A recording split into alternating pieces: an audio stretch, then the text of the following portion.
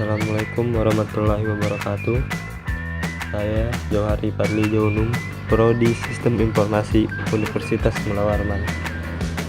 Pada mata kuliah Arsitektur Bisnis Teknologi Informasi ini, saya akan menjelaskan beberapa hal mengenai ERP atau Enterprise Resource Planning.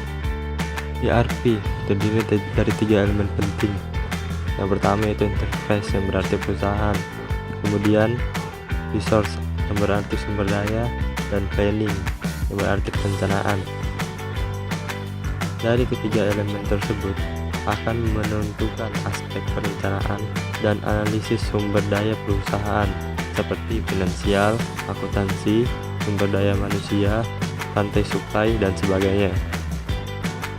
Definisi ERP adalah sistem perangkat lunak modular yang dirancang untuk mengintegrasikan area fungsional utama dari proses bisnis perusahaan dalam satu sistem yang terpadu.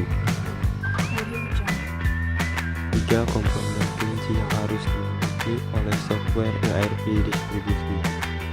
Yang pertama, proses manajemen distribusi. Proses manajemen distribusi dibagi menjadi 6 bagian, yaitu perencanaan manajemen distribusi, sales management, purchasing management, quality management, customer relationship management, dan barcoding. 2. Supply chain management. Software ERP distribusi harus mampu menyediakan fungsionalitas supply chain yang mendalam dan mencakup 3 bidang berikut, yaitu warehouse management system, transportation management system, dan supply relationship management. 3. Back office operation. Fungsionalitas berikut sangatlah umum dan diperlukan untuk manajemen bisnis. Fungsional ini berperan penting agar dapat menjalankan operasional bisnis yang lancar dengan financial application, accounting application, dan human resource. Implementasi ERP. Yang pertama, on-premise ERP mengharuskan perusahaan untuk memiliki perangkat keras seperti server mereka sendiri, sehingga membutuhkan pemeliharaan dan biaya yang lebih banyak.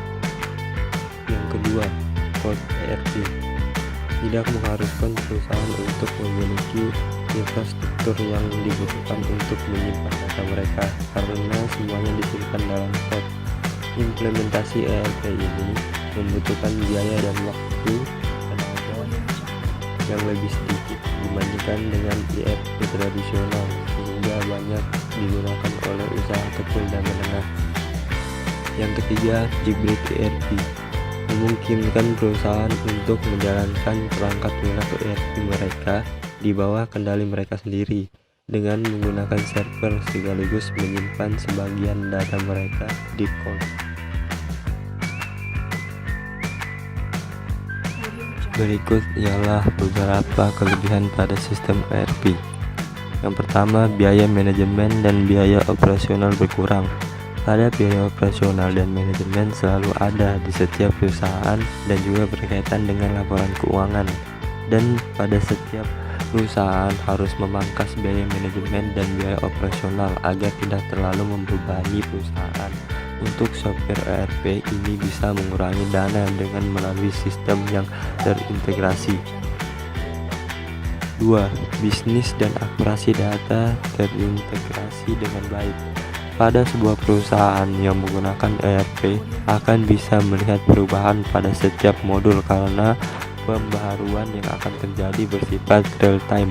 ERP juga bisa mengurangi duplikat dan pencurian data yang umum disebabkan oleh kesalahan pengguna.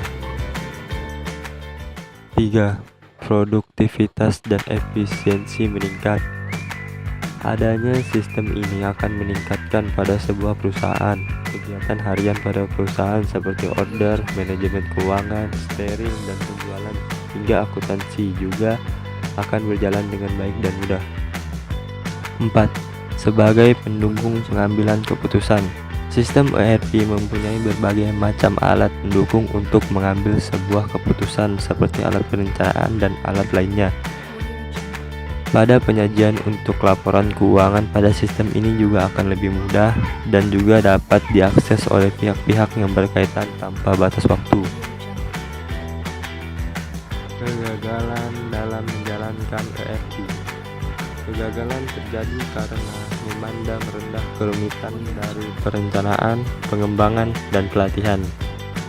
Gagal dalam melibatkan karyawan dalam perencanaan dan pengembangan. Mencoba melakukannya terlalu cepat. Ketidakcukupan konvensi data dan pengujian.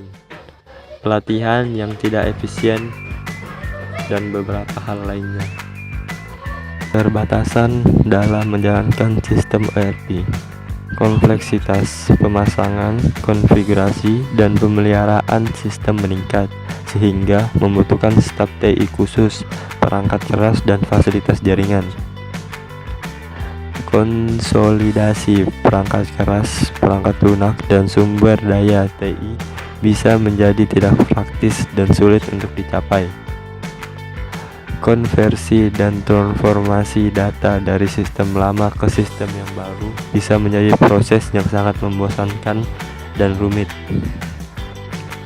Pelatihan kembali staf TI dan pengguna akhir sistem baru dapat menghasilkan daya tahan dan mengurangi produktivitas. Beberapa perusahaan di Indonesia yang menggunakan sistem ERP. Yang pertama yaitu dari penerbangan Garuda Indonesia, yang kedua Telkomsel, yang ketiga Semen Indonesia, dan masih banyak lagi perusahaan-perusahaan besar Indonesia yang menggunakan sistem ERP. Kesimpulan dari video ini adalah, melihat dari beberapa kelebihannya, sistem ERP ini merupakan sistem yang sangat penting untuk sebuah perusahaan apabila perusahaan tersebut menginginkan proses yang baik dalam menunjang kinerja perusahaannya. Akan tetapi, ada beberapa hal yang sangat perlu diperhatikan apabila ingin menggunakan sistem ini agar sistem ini dapat berjalan dengan baik dan membantu perusahaan. Sekian video ini, saya ucapkan terima kasih.